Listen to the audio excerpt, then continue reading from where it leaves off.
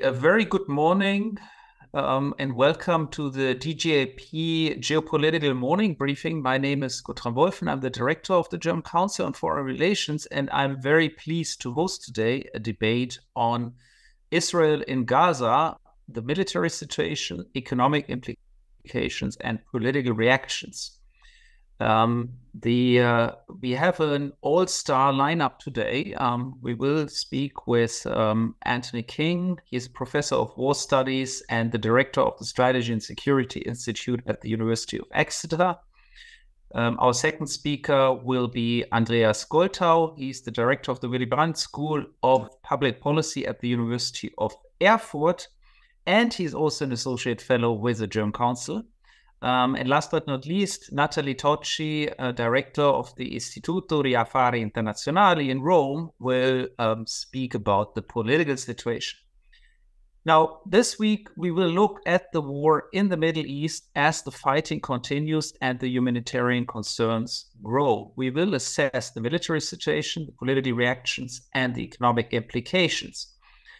Unlike very few other wars, the brutal Hamas terrorist attacks and the subsequent war have evoked massive global emotions. Social media activity remains extremely high and opinion is very divided. It was a shocking experience from my perspective that world opinion could not agree on clearly condemning the terrorist attack.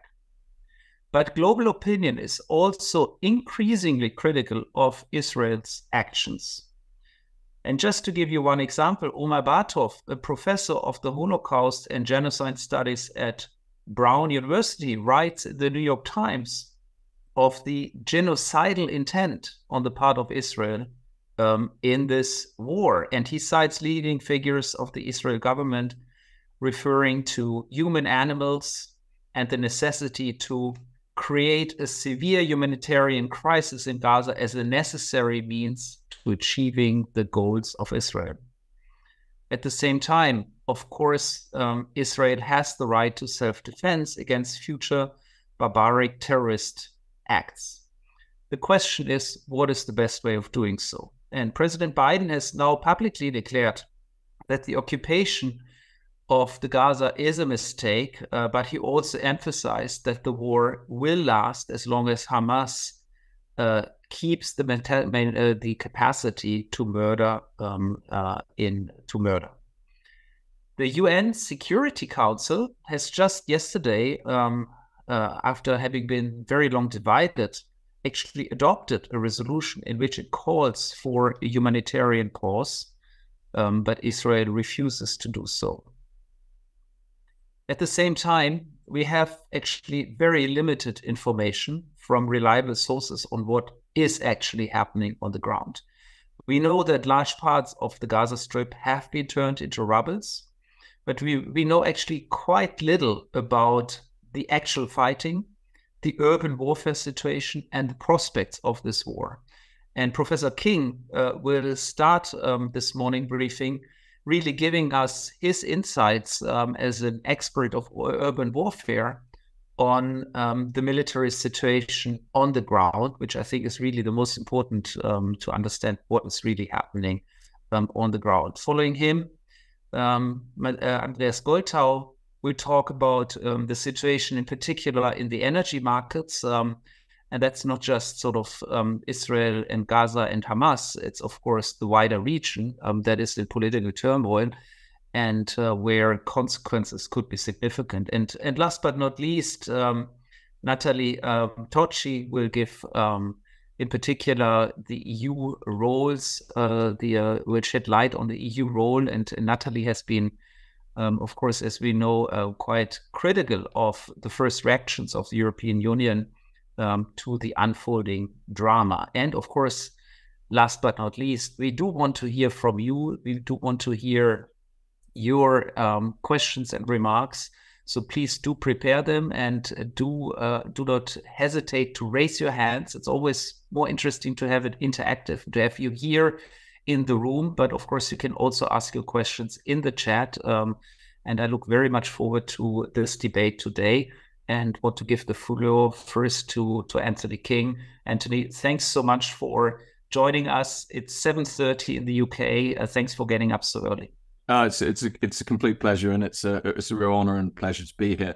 Well, look, let me talk for 5 minutes as you've said about the military situation, and just to emphasize straight from the top, all I'm working off is the same source as everyone else has. I have no access to top secret or classified information, so I'm just working off open source information. As Guntram said, I mean, from the 7th of October, Hamas and I think most people, and I would presume their Iranian backers, the Islamic Revolutionary Guard Corps, set Israel a horrible military problem.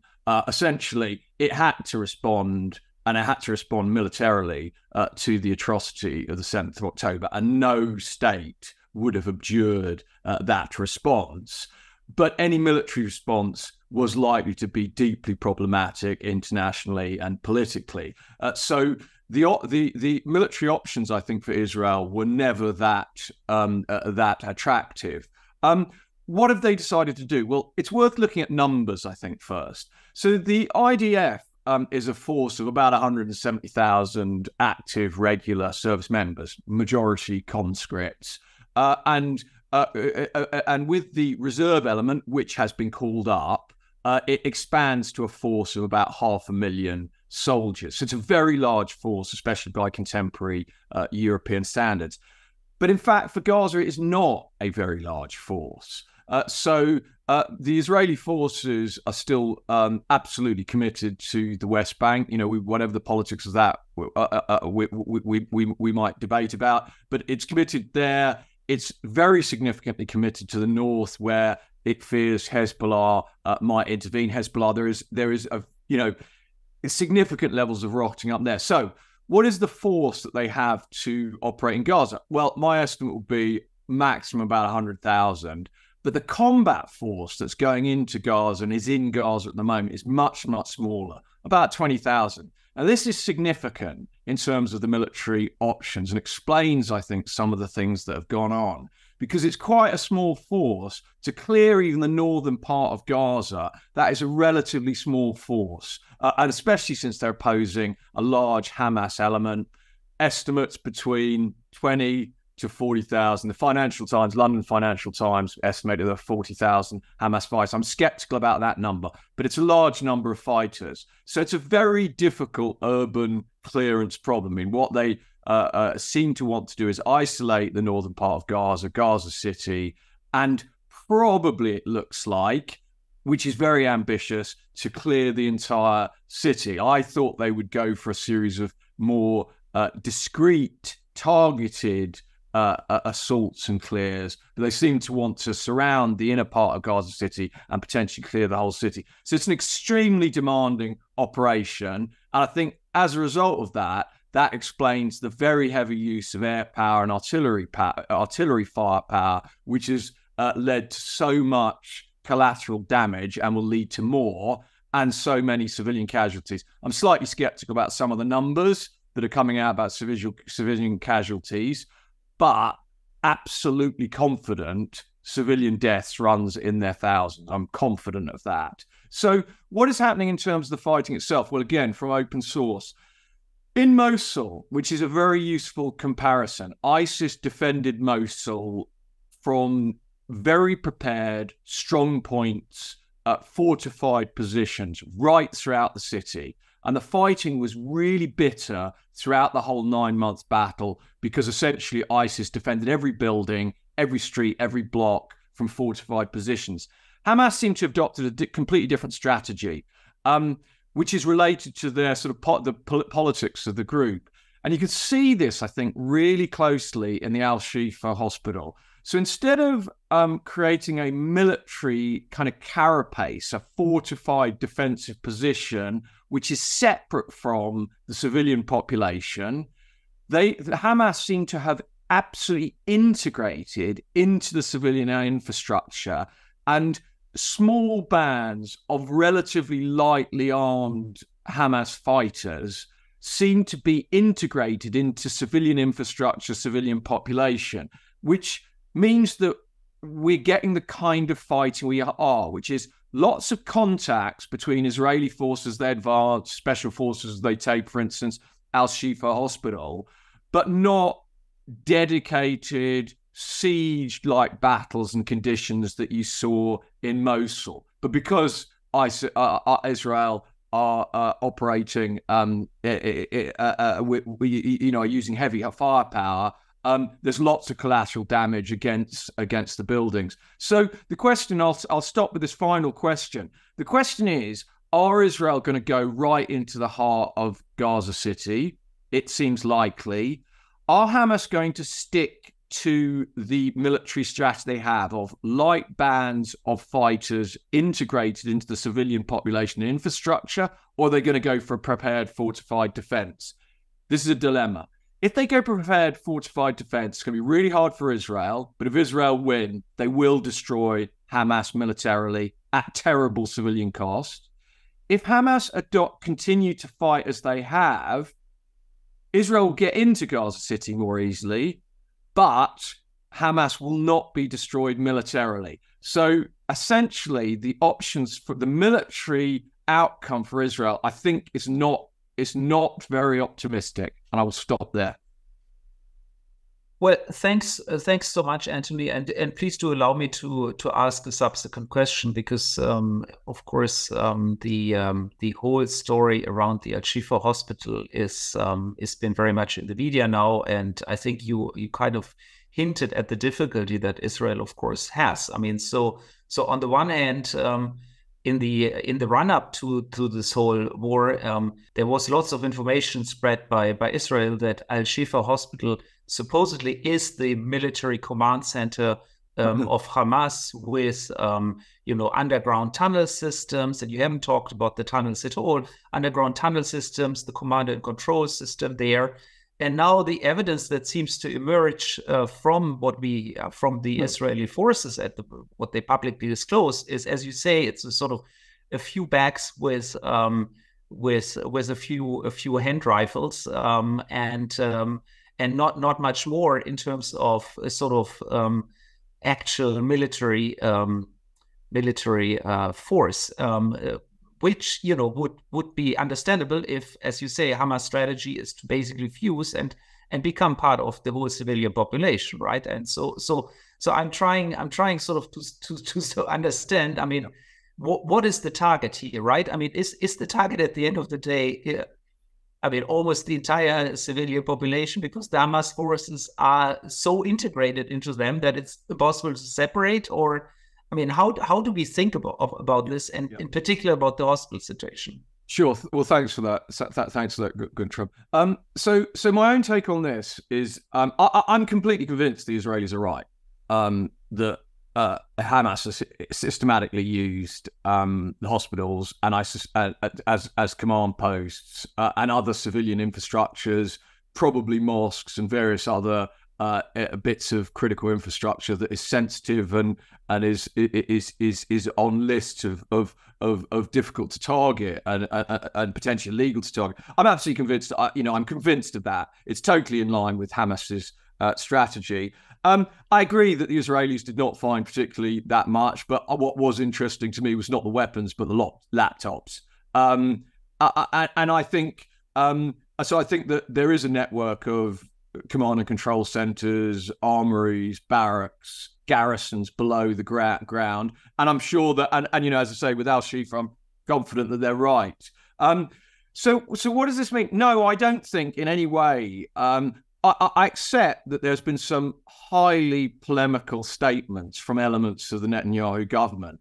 I would not define what they're doing as genocide, as targeting civilian population. But what I do think they have done is militarily, and they may be within inside the laws of armed conflicts and international humanitarian law, but they have interpreted those laws extremely generously in terms of the targeting. And it may be that they are able to justify that in a court, but it is extremely generous, and obviously it's involved mass displacement of population. So and it will continue to do so. And in a certain way, although militarily the Hamas defensive system is not it's not a good way. It's not militarily that successful.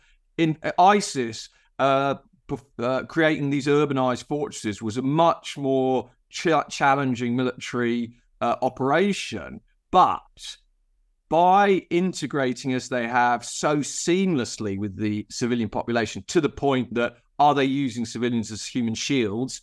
Highly possible to that accusation would land.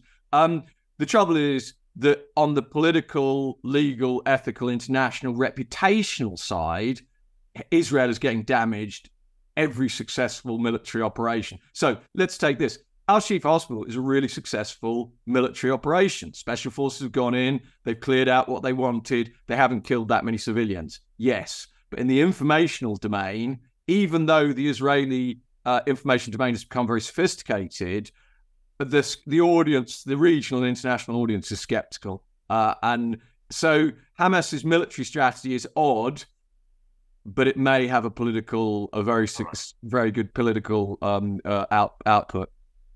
Okay, wonderful. Thanks so much. So time is running. So Andreas, over to you. Thanks so much. Well, thanks for having me. Let me quickly talk about gas first, and then oil, as I think the two commodities and commodity markets that might not only impact the global economy, but they're also most directly affected by what's happening in Gaza. I think the first thing I want to say about gas is there is no direct supply impact. Israel is a relatively small producer. It's growing, but small. And there are also no exports to Europe, at least not direct ones. Leviathan, the biggest one of the bigger fields, kept on producing Tamar. The other one, run by Chevron, was shut down for a couple of days or weeks. Now it resumed production a day before yesterday. But obviously there are indirect effects of the situation. Israel exports to Egypt by pipeline, and Egypt exports to the global market through LNG, which means you do see an impact on price in Europe, and that's what we have seen. We have pre-war levels of 40-ish euros per megawatt hour on the TTF. That's the front month price. That shot up to 56 a week after the Hamas attack. And now we're down to 47. So we do see a risk premium in terms of natural gas prices in Europe. But I will also want to say there's other things going on as well. Just remind you of the Baltic Connector incident that we have seen, which may have impacted price development as well. So that's what we know about that. Quickly on oil.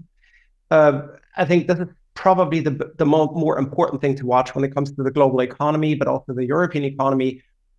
What we've seen there is an oil price impact of 3 to 4%. Right after the Hamas attack, we saw prices going up above $90, moving straight to the $100 mark. Now they're moving sideways. Brent is down to $80, which is essentially lower than the pre-war levels. And that's despite the fact that, for instance, the US are refilling inventories. And that begs the question, why? Why is this? Why is there no geopolitical risk premium at the moment?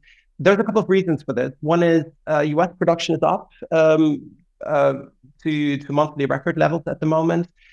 So it keeps on growing in terms of output in the US. Demand is sluggish still. Growth rates in China aren't where they used to be.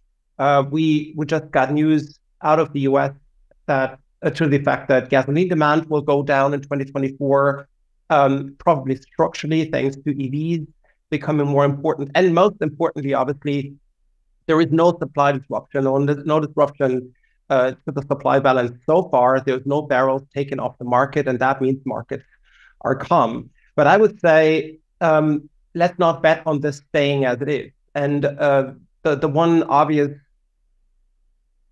risk issue here is Iran. Should Iran get drawn into the conflict, then a couple of things could happen. First of all, it could directly affect Iranian oil production or exports. We could see sanctions, for instance, not even military intervention. It's just sanctions that we have seen in the past. Iran at the moment produces around 3 million barrels of oil a day. 2 of that go into export.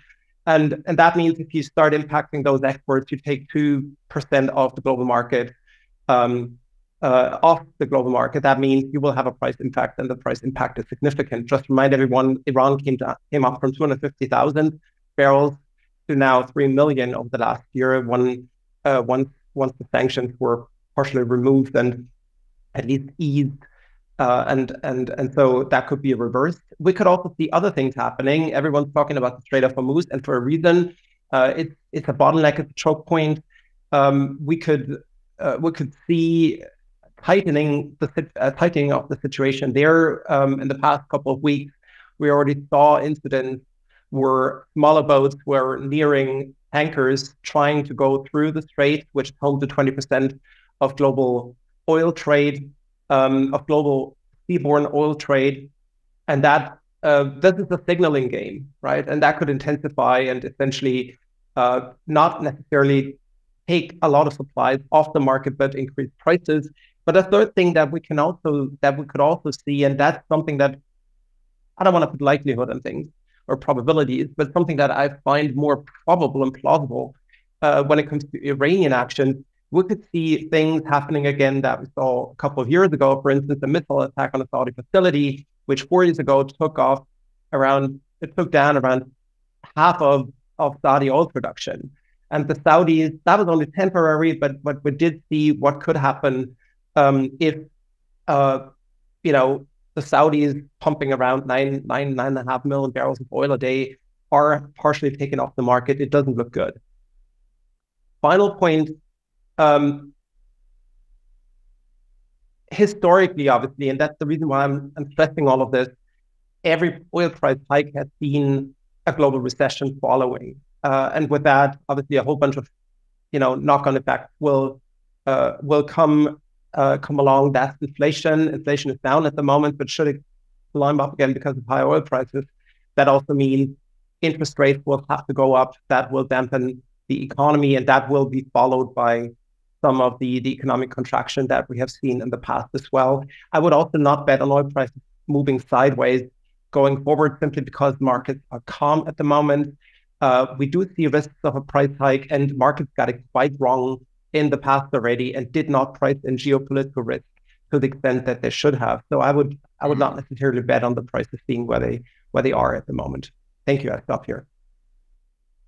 Well, thanks so much, Andreas, and of course, we are already quite advanced in the time. So let me, if you allow, let me directly move to Nathalie to give us, Nathalie, a sense of how you assess the role of the European Union and of course different member states. Do we actually still have a role in the whole region, or is the region now basically a region which mostly is run by itself? We've seen the Riyadh Declaration very recently, where the Saudis and the regional powers made very strong statements, not caring at all about European views on that region.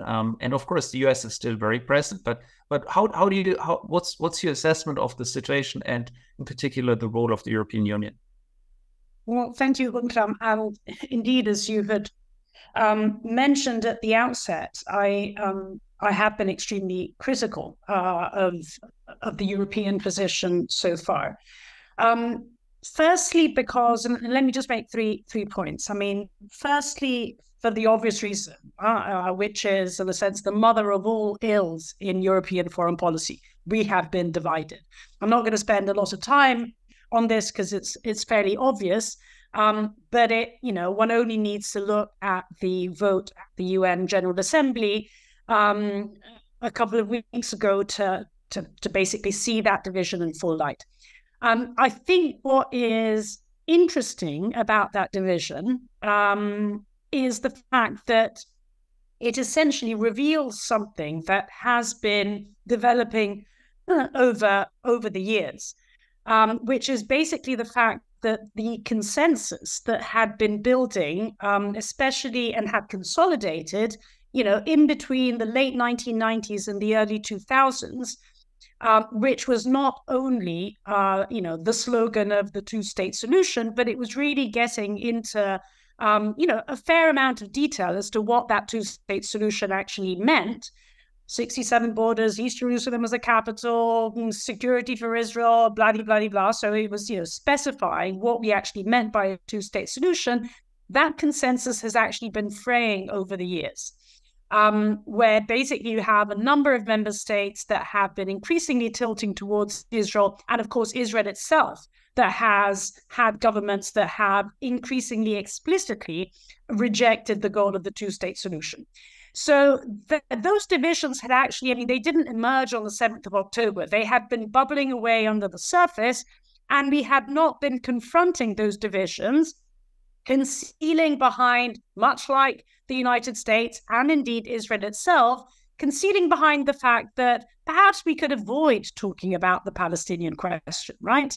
And of course, the normalization agreements and the EU way into that paradigm. One only needs to think of what happened literally 2 weeks before the 7th of October in New Delhi, in which, the EU sort of comes in and says the Global Gateway Initiative is going to feed into the India-Middle East corridor, which was precisely part of that paradigm of normalization over the heads, basically, of the Palestinians.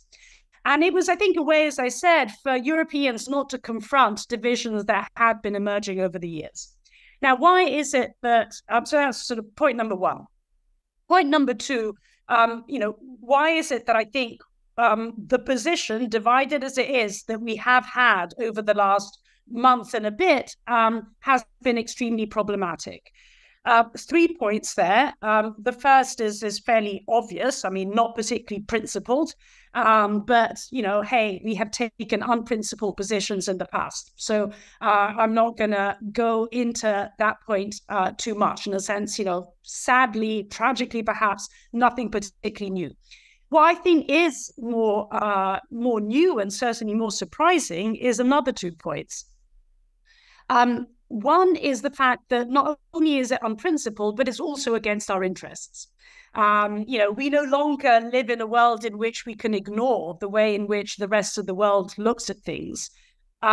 We no longer live in a world, sort of driven by US hegemony. We do live in a world in which, rather than the global South, I think there's a story of the power South. Yeah, the power South matters. And the fact that we have taken the positions that we have taken, I think, has massively weakened our credibility in the world, and especially our credibility to drive forward our position on other issues, obviously, first and foremost, Ukraine. I think it has been an extremely unfortunate parallel that has been made between Ukraine and Israel. If one really were to make a parallel, it would be exactly the opposite to the one that has been made. If one is to stand for more universalist principles, sort of revolving around international law, one really should have been making a parallel between the Palestinians and Ukraine. But the fact that there was an Israel-Ukraine parallel made was really, in a sense, trying to convey the sense of this is about the West. This is about a Western identity. This has nothing to do, basically, with international law and international principles. So I think it's been against our interest because we live in a world in which the power South matters. And then I would say, hey, forget principles and forget interests as well. What really matters, and I think, one should go along with this argument, and what really matters is Israel's security. But there, we also fall short. I, frankly speaking, really struggle to see how what is happening, and therefore what we are supporting, how it is in any way strengthening Israel's security. I have not heard anyone make a compelling argument, and I think Anthony was going in this direction as well, suggesting that what is happening now is going to lead to a real eradication of Hamas. I, frankly speaking, think that this is not a militarily achievable objective, unless, of course, what we're talking about is not tens of thousands of deaths, but hundreds of thousands of deaths and the mass displacement of the rest. So I don't think that is a militarily achievable objective. And of course, of course, the operation underway is one that will temporarily degrade militarily Hamas. But as I said, I cannot see how it can eradicate militarily Hamas. It will eliminate from Hamas the burden of governance. I think Hamas is fairly happy for that to happen. And of course, it will strengthen politically Hamas massively. And I think this is precisely what is happening. I think it's actually quite interesting, not particularly surprising, but interesting, the way in which Hamas is not putting up a fight, in these last weeks in Gaza, largely because its objective has been achieved on the 7th of October. Why put up a fight and lose men when you can play the long game and, sort of go and remain on the ground, strengthen politically as a result, and, rather than, lose men perhaps for the sake of, gaining a few more hostages through soldiers, well, you already have 200. So, all this to say that I really struggle to see how what is happening will strengthen Israel's security. Now, I think Anthony sort of put an important question there. Was there really an alternative? And of course, sort of impossible and a counterfactual sort of to try and answer whether there would have been a more effective alternative. But I think it's worth sort of at least remembering the fact that in the past, alternative routes were taken. Some would say, well, hey, look at 1972 Munich. That was an alternative. There's no hurry. We will get each and every one of the terrorists, but we are not in a hurry. In a way, the US itself, I mean, I'm no fan of George W. Bush, but truth be said, 2001, 9/11, it took 6 weeks for the United States to respond through 9/11. Before it responded, it built an international coalition. And of course, we know that it didn't exactly go well in the long term. But I just wanted to put that out to suggest the fact that even within the military sphere, there were alternative courses of action which would have actually led to greater security for Israel in the short, medium, and especially long term. So anyway, I'll probably stop there.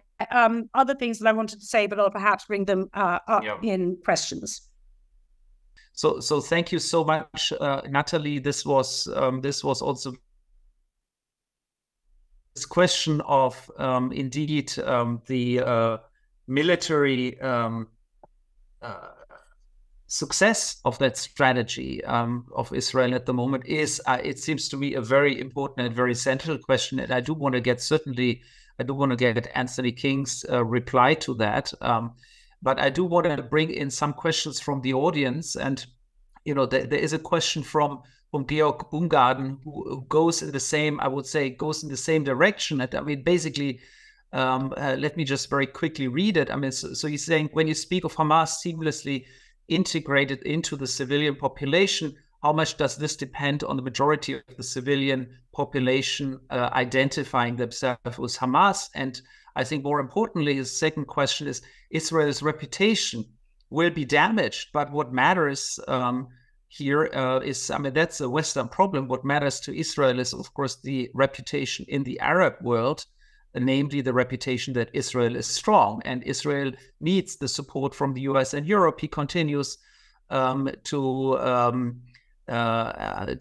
even if it may lose the information war, just like the Americans lost the information war in Vietnam. So can we get a sense of, and perhaps Anthony, you might want to react to sort of this point on the, is this actually helping Israel's security, and is this reputation, is that the key point here? Restoring reputation that you're strong. Thanks. And I saw the excellent question. It's a really profound and difficult question. And of course, unfortunately, we haven't got too much time to talk about something so complicated.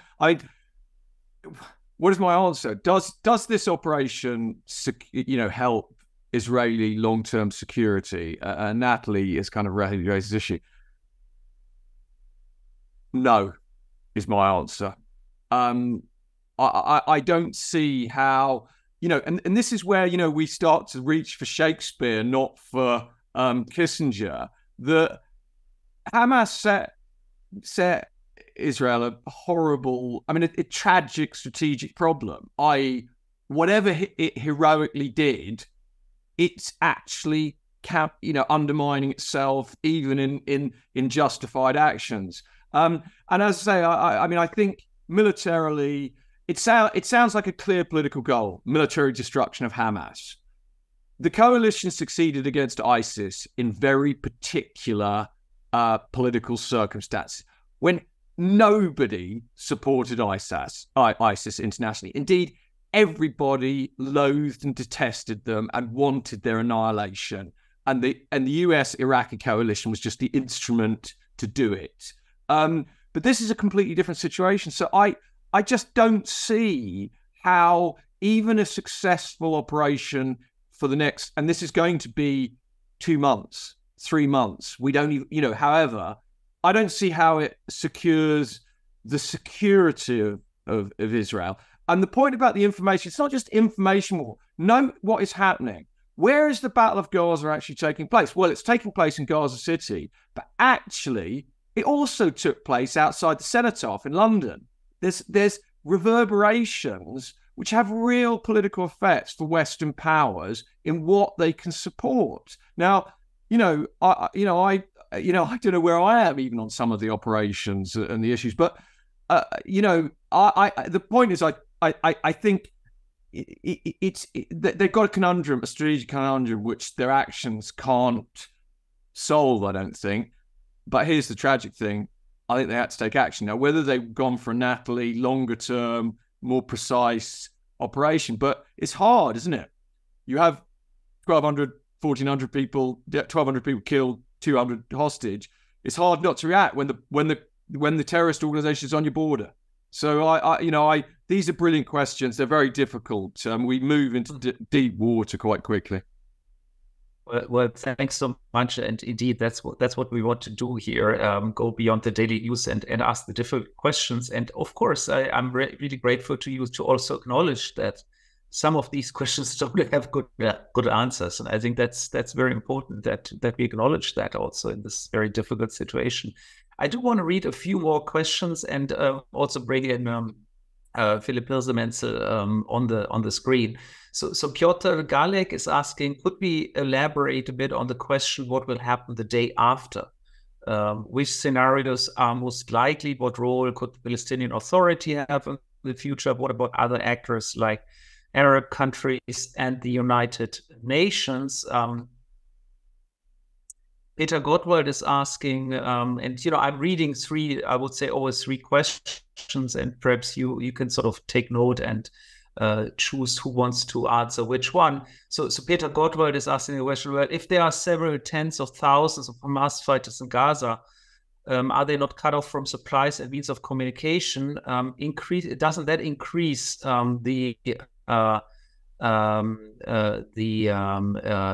decrease their fighting capabilities? Well, there was a question up there. So Manuel Dittmers is asking, well, there were warnings about the pending Gaza attack weeks before the pending attack by Hamas on Israel weeks before it happened.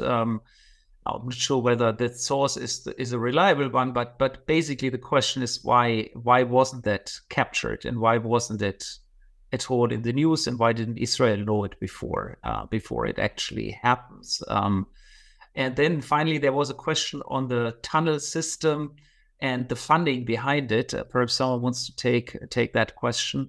And let me get in, looking at the time. Let me get in also Philipp Hirsemenzel and Boris Ginsburg. And please, with a question, not a very long comment. Philipp, please. No, I have a question. Thank you very much for excellent insight. So a couple of questions I have.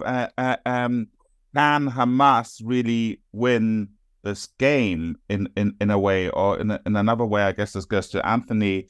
Can Israel militarily destroy it, or have they already won? So this is what I asked myself when this happened. Have they already won? And how long can Israel keep this up?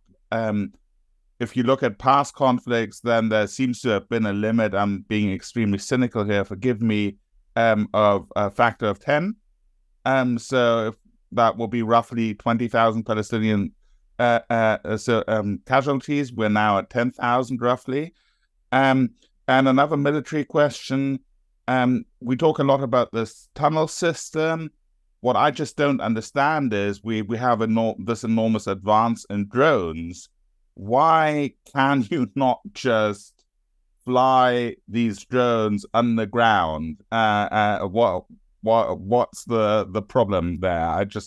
I would be interested in that. Thanks. Okay, so I would say we have now enough questions, and then we do a second round. So if you can very quickly answer these questions, and perhaps I start with Nathalie, perhaps on the day after, and then Anthony, and then Andreas. I think there's a question in the second round for you, but you might also want to come in if you want already. Nathalie. Okay, well, thanks, Guntram. So, I think in order to figure out the day after, I think we need to sort of have a sense of the day we're in, right? I mean, what is the current trajectory of the war? I think the trajectory of the war is one in which, we know that northern Gaza has been reoccupied. I think it's an open question whether that the reoccupation will then eventually extend to southern Gaza as well. If it were to extend to southern Gaza, this is basically something that would take place over the course of many, many months, for the simple reason that in order to reoccupy southern Gaza, you would first need to move the over 1 million people that have moved from the north to the south back to not quite clear where, given that there is no northern Gaza actually left, right?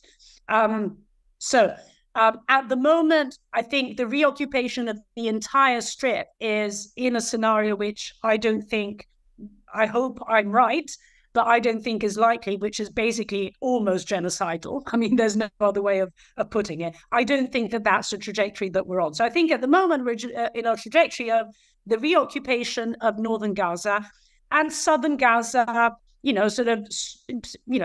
strikes, more surgical strikes, essentially, than what we've seen in the north. Now, if that's the scenario, and which at some point will not die down entirely, but reduce in intensity, what are the political implications of that scenario? Well, firstly, I would say this is a scenario in which Hamas actually wins, because Hamas is not, as I was saying earlier, is not eradicated militarily. It goes underground and it still has access basically in the south through Rafah, because that, the reoccupation of the south would not take place. So Hamas would not be governing Gaza, happy not to govern Gaza. So Hamas is a happy bunny. Now, Israel obviously depends exactly what the aim is and what Israel are we talking about. I think a scenario in which, so obviously, as Anthony was saying, and I completely agree with him, Israel, its security would not be strengthened. So Israel loses, Israel as a country. It is a situation in which Gaza remains a threat to Israel. And in which there is, the situation in the West Bank continues to move towards a boiling point, and of course tensions in the north. So basically, this is a three-front war that extends basically for an indefinite period of time. So Israel's security is weakened, even in a scenario that doesn't spill into a regional war. Israel's security is weakened. Now, who wins in Israel? Well, there's one person that could potentially win, and that is the one person that wants to avoid elections. And he's called Benjamin Netanyahu, right? That has all the interest in the world in this situation extending. This situation will also weaken someone else very significantly, and he's on the other side of the Atlantic, and he's called Joe Biden, someone heading into elections. Best scenario for Netanyahu is one in which he just needs to wait it out for another year and perhaps Trump wins, and in which case free hand to do, doesn't really care about Gaza, free hand to do what is already happening in the West Bank. So basically, I think this is the trajectory that we're on at the moment. This is a trajectory that, frankly speaking, excludes the possibility of the PA returning to Gaza, an international force. I mean, all of the things that we think about, are totally off the map in the current trajectory that we're on. Wonderful. Thank you, Nathalie. So, Anthony, and then I come with a question to you, Andreas, and take a few additional questions. Anthony, please. Well, I'm conscious I talk quite a bit, and I'd definitely like to hear a bit more from Andreas. So let me be quick. I mean, look, I think we've ended up inevitably talking about the military situation because there is a war going on. Yeah, I think the options, the politico-military options at the end. So say Israel is successful, they get into Gaza City, they clear out Gaza City, there's a flag flying over the center of Gaza City, those kind of things.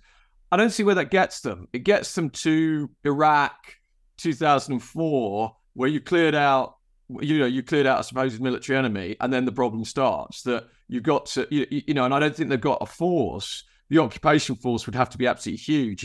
My calculation is you need 20 to 40,000 Israeli troops there permanently. It's not viable.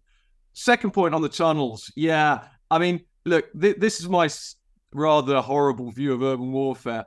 Yeah, there's technologies that help, but the trouble is when you get into urban warfare and properly defended urban positions, the technology helps sometimes, but there's no silver bullet solution. And the reason why there's no silver bullet solution is because the topography is complicated. And of course, you're fighting cunning human animals that, when I mean that as in we are social pack animals who are very clever, not in any sort of pejorative sense, which are unbelievably adaptable. So whatever technology you use against a competent group of fighters, they adapt. And the technology suddenly is not so workable. So there is no simple solution to the tunnels. The Israelis have gone for a bombing technique.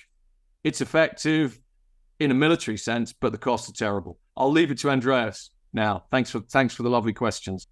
Yeah, thanks. So Andreas, you saw your question. The question to you directly was about the long-term effects on the global oil markets. The US-Saudi relation has already been fraying, with Saudi Arabia joining the BRICS Plus, the West sanctioning Russian exports. Will the conflict not further contribute to development of two geoeconomic blocks on oil markets by alienating the West from important producers? I realize this is a side concern in terrible conflict, but well, hey, I mean, it still matters a lot to all of us as consumers. So Andreas, please. Yeah, thank you. And I'll try and cut this short. I mean, what we're seeing for quite some time already and accelerating is essentially a rebalancing of the global energy economy. It's a function of the Western economies, the industrialized economies, decoupling economic growth from energy consumption, but also a function of emerging economies becoming a lot bigger in terms of energy demand elsewhere. That's China, emerging India. And that also means that, the most important club in that domain, that's OPEC, or rather OPEC Plus, have now turned their attention in terms of export strategy and investment strategy towards the emerging markets. And that's not to say the West is gone, but it simply means that, there's a shift going on. It's not necessarily one that is geopolitically, well, it is important, but there's no direct geopolitical impact. But what this shift does is that it also questions a few things that we thought are a given in the global oil market and more generally in global energy markets. One is the idea of a global market. We're seeing more and more of a balkanization of markets, more bilateral trade deals, more of a bilateralization of trade involving national oil companies, not only the producing side, but also the consuming side. And on top of that, we see further questioning of petrodollar as, or the dollar as a predominant currency in which oil is traded, which has served well in the past. But this is the thing that is increasingly questioned for political reasons as well.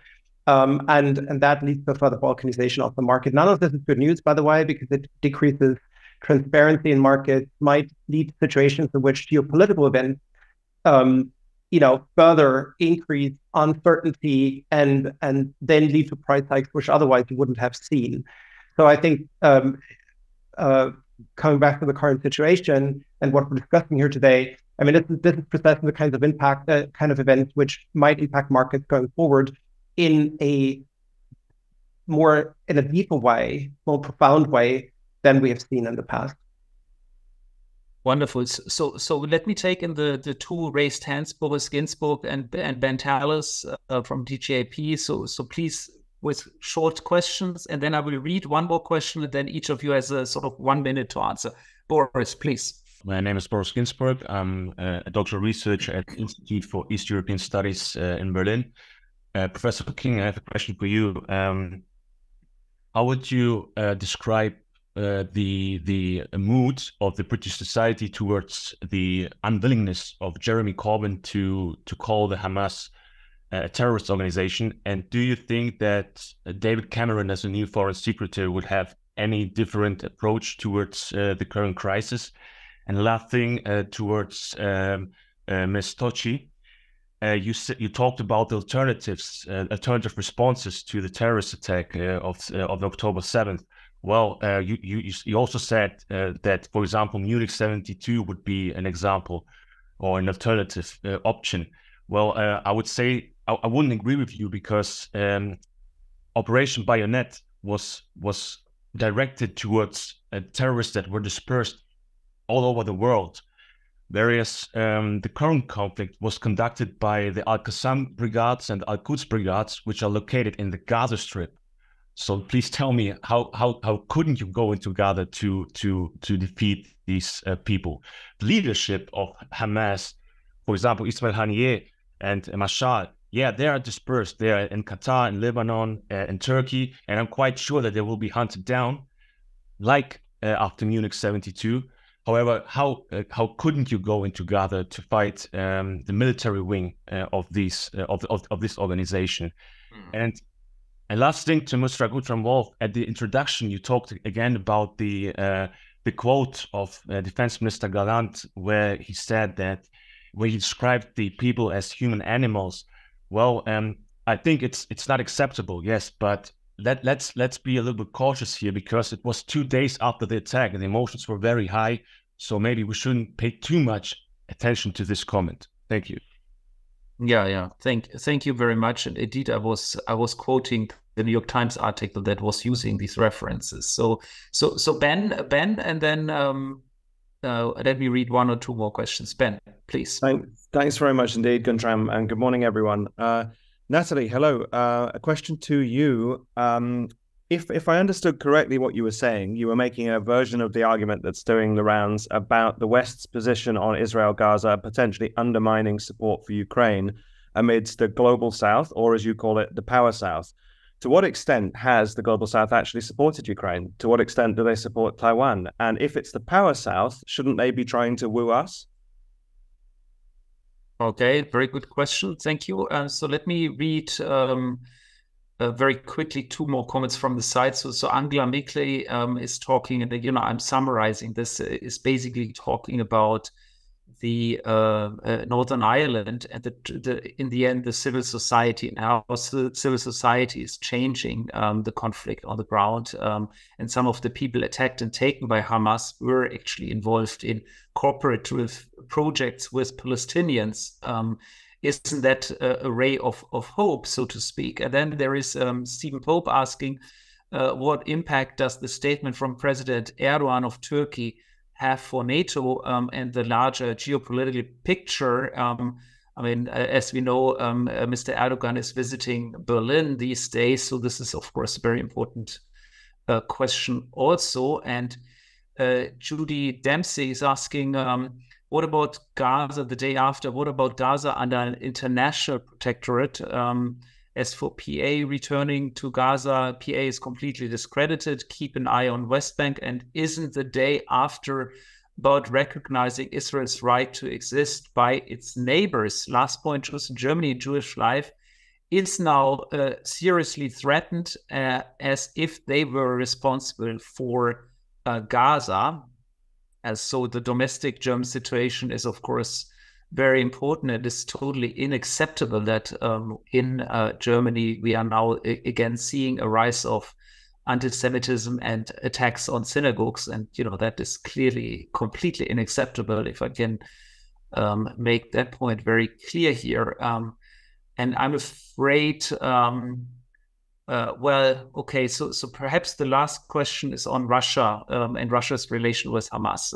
So let me. I'm sorry. I would have loved to really enter much more into each of these questions. I'm sure there will be another morning briefing, but let's get back to our speakers to pick up some of those points and react to some of these very, very important and difficult points. And I would say, Nathalie, again, you, and then Anthony. Okay, so concerning alternative, and here this is really sort of Anthony's far more competent than I am on this, but I think on the question of alternative military approaches, and I totally agree that it is probably inconceivable that Israel's response would have not foreseen a military component. So on their side, I think it's fairly clear. And neither do I wish to give the impression that there is a wonderful solution, a rabbit that can be pulled out of the hat concerning a 100% more clearly effective route to greater security. No, we obviously don't know that, and we cannot know it by definition, given that we would be in a counterfactual situation, right? It has not happened. All I wanted to say is that there have been alternative military approaches, right? It is, that there have been situations in which you go for special operations, over the course of years, if not decades.